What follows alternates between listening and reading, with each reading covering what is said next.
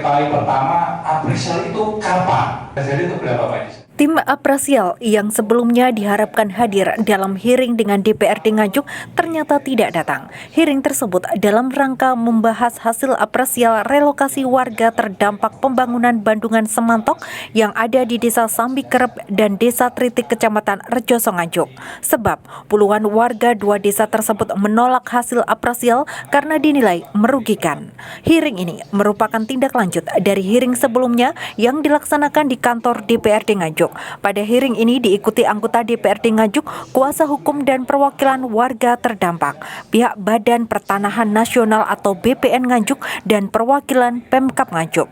Meski tidak dihadiri tim apresial, hearing menyepakati adanya musyawarah tentang besaran harga lahan maupun bangunan milik warga terdampak pada hari Kamis mendatang.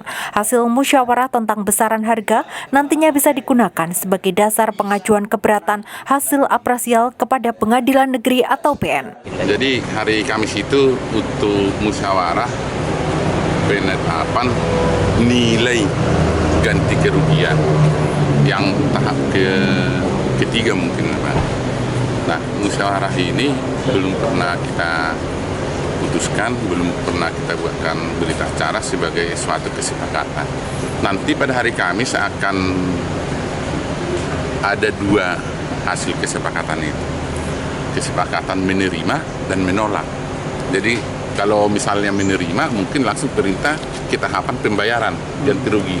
Tapi kalau menolak akan kita sarankan untuk mengajukan keberatan itu ke pengadilan 14 hari. Artinya setelah hari Kamis. Nah, itu tahapannya di dalam rangka pelaksanaan pembayaran ganti rugi terhadap tanah-tanah warga terdampak dari bendungan Semantok ini. Sementara itu, Tatit Heru Cahyono, Ketua DPRD Nganjuk, menjelaskan sebagai anggota legislatif, pihaknya akan tetap memperjuangkan hak-hak rakyat terdampak pembangunan bendungan Semantok. Namun secara teknis, dukungan tersebut harus sesuai dengan aturan hukum yang berlaku agar tidak semakin mempersulit warga terdampak. Satu-satunya terhadap besaran ganti rugi untuk mengatur itu adalah mengajukan keberatan.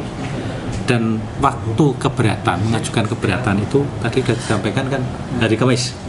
Hari Kamis akan difasilitasi oleh BPN untuk musyawarah. Nah, waktu 14 hari setelah musyawarah itu kita masih bisa mengajukan gugatan.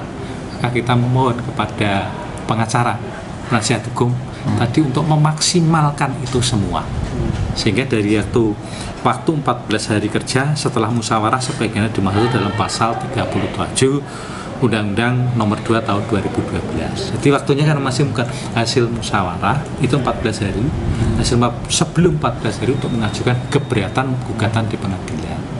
Nah, pijakan untuk apresial kan itu putusan pengadilan itu. Selain polemik tentang hasil apresial yang dinilai merugikan warga, belakangan diketahui bahwa tim apresial ternyata belum melakukan apresial terhadap 9 lahan milik warga. Persoalan-persoalan kinerja tim apresial inilah yang semakin menguatkan persepsi bahwa tim apresial tidak profesional. Dari Nganjuk, Sofyana Nafi, Bayu TV melaporkan.